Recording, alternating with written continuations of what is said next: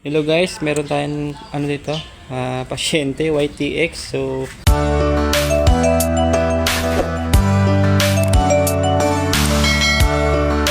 mag-convert tayo guys ng kanyang carburetor. So actually guys, na-convert ko na to.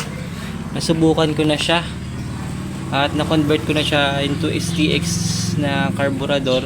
Kasi yung kanyang carburetor ay mahina na siya umatak, tsaka medyo nag-wild na siya.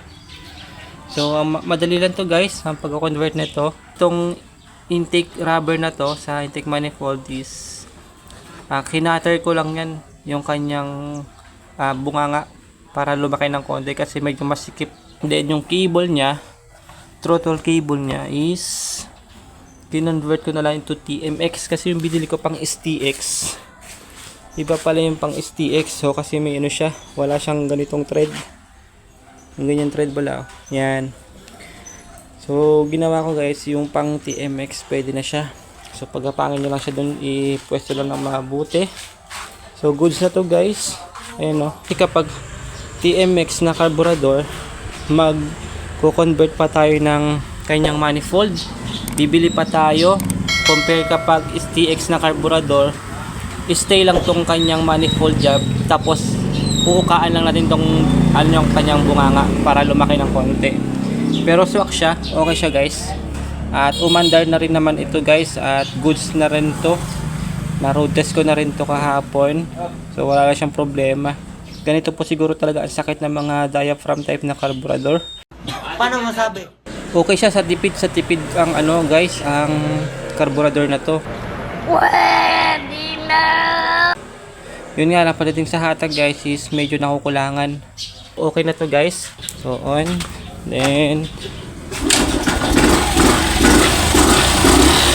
Oh my God! Wow! yun guys, one click lang din siya. At okay yung conversion natin ng TX.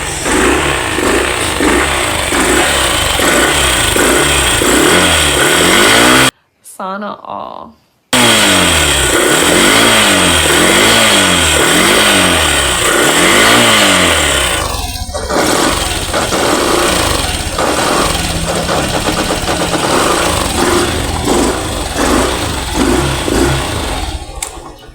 So yun guys, so okay yung conversion natin at walang problema sa kanyang andar, one click lang din siya. So ganun guys, kung medyo nahihinaan ka sa atak ng carburetor niya sa YTX, pwede siya i-convert into STX. So walang problema yung kanyang diameter hole dun sa intake kasi magkapareho lang sila halos, konting modification lang. Uka lang natin yung kanyang intake. So yun lang guys, iingat po kayo palagi.